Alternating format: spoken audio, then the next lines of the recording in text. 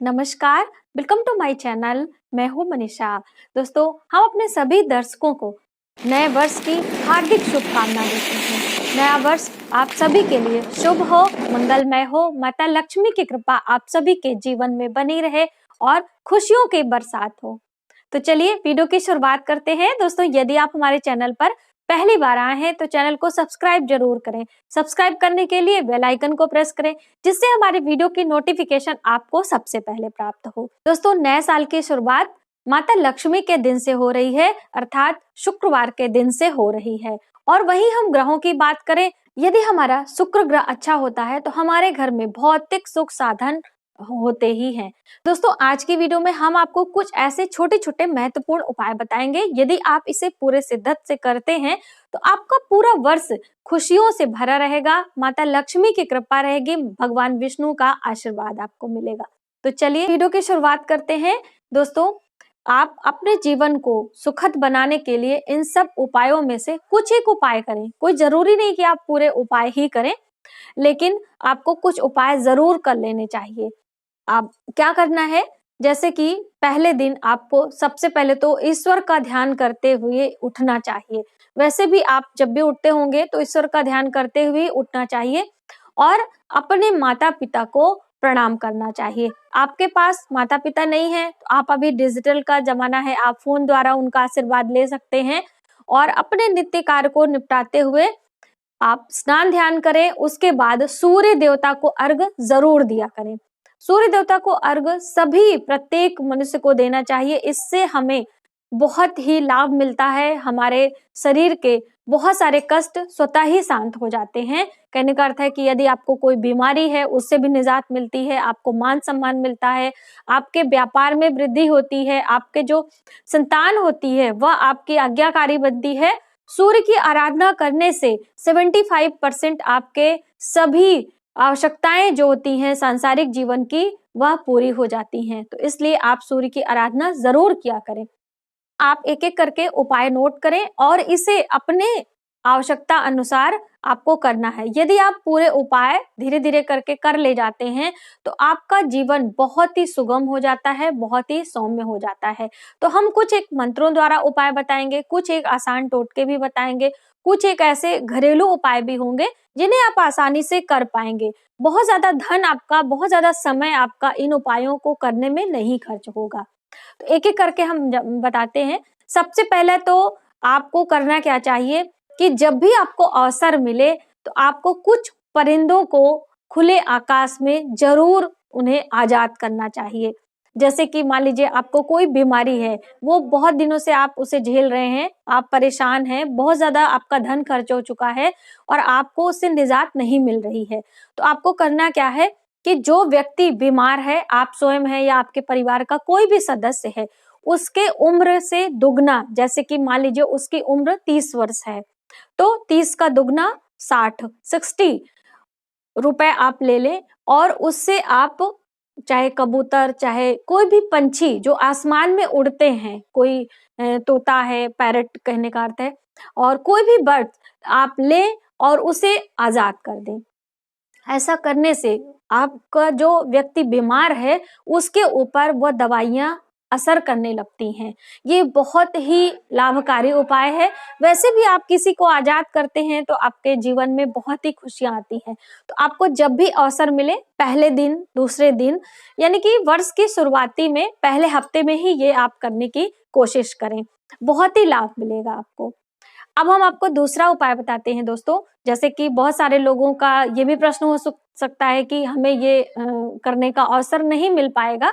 आप इसे ध्यान में रखें, वर्ष में कभी भी आप कर सकते हैं। कोई दिन, कोई समय, किसी भी चीज की पाबंदी आपको नहीं है, आप कभी भी करें।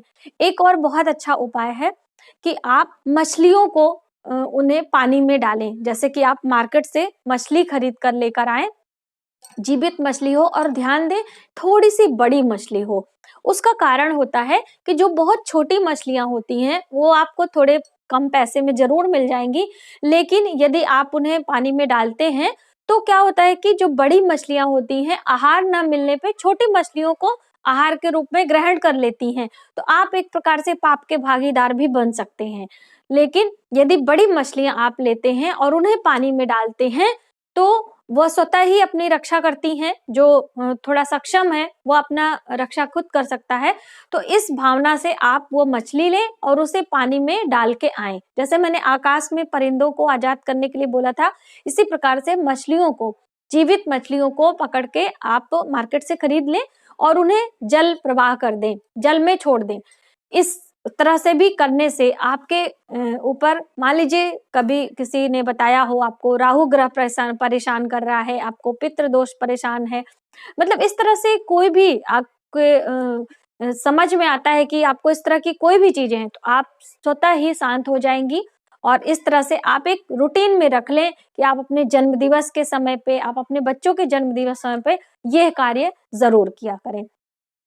अब हम दोस्तों आपको एक अगला उपाय बताते हैं अनाज का दान करने के लिए। जैसे बहुत सारे लोग, हमारे भाई बहन जो गांव एरिया में रहते हैं, उनके पास बहुत सारा अनाज होता है और वो इस तरह के उपाय करने में सक्षम होते हैं, तो उन्हें तुला दान करना है। अब तुला दान किसे कहते हैं? अपने वजन के बराबर अनाज का दान करना चाहिए। आपको वर्ष में एक बार तो जरूर करना चाहिए। अब इतना मान लीजिए आपका सामर्थ्य नहीं है कि आप तुला दान कर सके, आप अपने वजन के 10वें हिस्से के बराबर आप दान करें। और ये दान में जो अनाज होगा, यदि 7 प्रकार का अनाज हो तो अति उत्तम माना जाता है। और मान लीजिए 7 प्रकार के अनाज आप जो है एकत्र करने में सक्षम नहीं है, तो एक प्रकार का कोई भी खड़ा अनाज हो, आप गेहूं ले सकते हैं, आप चावल ले सकते हैं, इस तरह का कोई भी एक अनाज ले और अपने उस वजन के बराबर 10वां हिस्सा आपको दान करना है। कहीं भी किसी गरीब ब्राह्मण को, किसी भिखारी को, किसी को भी आप दान करें। ऐसा भी करने से बहुत ही अधिक लाभ मिलता है। और मान लीजिए आपका कोई छोटा बच्चा है, अभी नवजात शिशु है, उसके तो वजन के बराबर ही आपको दान करना चाहिए। तुला दान आपको जन्म के 7वें दिन, 11वें दिन, जब हमारे लोगों के घर में छठी या बरई होती है, तो तुला दान करने का रिवाज भी होता है हमारे हिंदू सनातन धर्म में। तो इस तरह से जो दान होते हैं हमारे लिए बहुत ही फलदायी होते हैं। तो दोस्तों ये उपाय तो आप हफ्ते के अंदर करें, जैसे कि वर्ष के पहले ही हफ्ते में कोई भी दिन आप चुने और ये उपाय आप कर सकते हैं। इस तरह से आप, यदि पहले दिन भी कुछ उपाय है उसे भी आप करके देखें। जैसे कि पहला दिन शुक्रवार के दिन से शुरू हो रहा है और ये माता लक्ष्मी के लिए है। जैसे कि माँ लक्ष्मी को गुलाब के पुष्प बहुत ही पसंद है, तो आप गुलाब का एक पुष्प ले लें और उसके ऊपर आपको एक कपूर की टिक्की रखनी है। और ये कपूर की टिक्की शुद्ध घी में आपको तर कर लेना है, यानी कि डुबो लेना है। इसको आपको गुलाब के पुष्प रखकर दीपक प्रज्वलित करना है, यानी कि इसे जलाना है। और संध्या के समय आपको माता लक्ष्मी के सामने गुलाब के पुष्प के ऊपर इसे करके जलाना है। और उसके बाद जब ये जल के स्वतः शांत हो जाता है, तो वह पुष्प का जो राख होता है उसे माता लक्ष्मी के सामने आप अर्पित करें। चाहे फूल जल के थोड़े ही हो जाएं, इससे आपको कोई फर्क नहीं पड़ता है, सिर्फ आप उन्हें वहां पर रखें।